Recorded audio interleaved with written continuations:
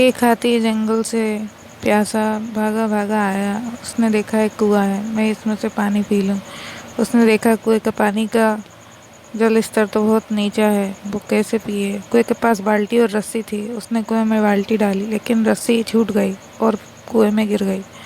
बाल्टी और रस्सी दोनों ही कुएं में गिर गई। अब हाथी पानी कैसे पीता। वो प्यासा ही कुएं के पास बैठ गया। सोचा कोई आएगा तो उससे पानी ले लूंगा। हाथी बेचारा बैठा रहा। सारा दिन निकल गया। रात हो गई।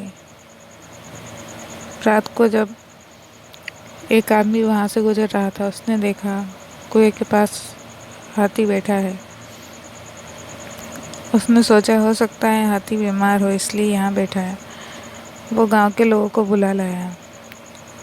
इतने सारे गांव वालों को देखकर हाथी उनसे डरकर भागने लगा, लेकिन प्यास के मारे हाथी बहुत कमज़ोर हो गया था और उसे चक्कर आ गया। उठते से ही 2 कदम चला और हाथी गिर गया और बेहोश हो गया। हाथी को गिरकर बेहोश होता देखा तो गांव वाले और डर गए। सोचा हाथी को जाने क्या हुआ है। उन्होंने कहा, बाल्टी भर पानी लाओ, हाथी पर छिड़केंगे। वहां देखा तो बाल्टी ही नहीं थी। फिर एक आदमी गया, बाल्टी और रस्सी लेकर आया। उसने कुएं से पानी निकाला और हाथी पर डाला तो जाके हाथी को होश आया। फिर हाथी छोटी छोटी आंखों से सबको देख रहा था और डर रहा था। डर कर वो सिकुड़ कर बैठ गया। फिर एक आदमी ने कहा, इसे हो सकता है प्यास लगी हो, तभी कुएं के पास बैठा था।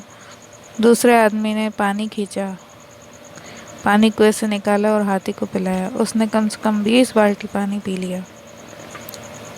फिर पानी पीने के बाद उसका पेट पानी से इतना भर गया कि वो उठ के खड़ा ही नहीं हो पा रहा था। फिर उन्होंने कहा, किसी डॉक्टर को बुलाते हैं। फिर शहर जाकर एक आदमी डॉक्टर को लेकर आया। डॉक्टर ने कहा, ये दवाई इसे दे दो, इसे डिहाइड्रेशन हो गया था, इसीलिए ऐसे हो गया है, ज़्यादा पानी पी लिया इसने एक साथ। फिर गांव वालों ने सोचा हाथियों को पानी की बहुत समस्या है, इसलिए वो गांव की तरफ आ रहे हैं पानी पीने, लेकिन उन्हें पानी नहीं मिल पा रहा। सभी गांव वालों ने मिलकर जंगल में तालाब बनाने का फैसला लिया और उन्होंने एक बड़ा सा तालाब बनाया जिससे हाथी और अन्य जानवर पानी पी सके। अब हाथी ठीक था। उसने बहुत चारा खाया और पानी पीकर खुश था और जंगल की तरफ वापस चला गया।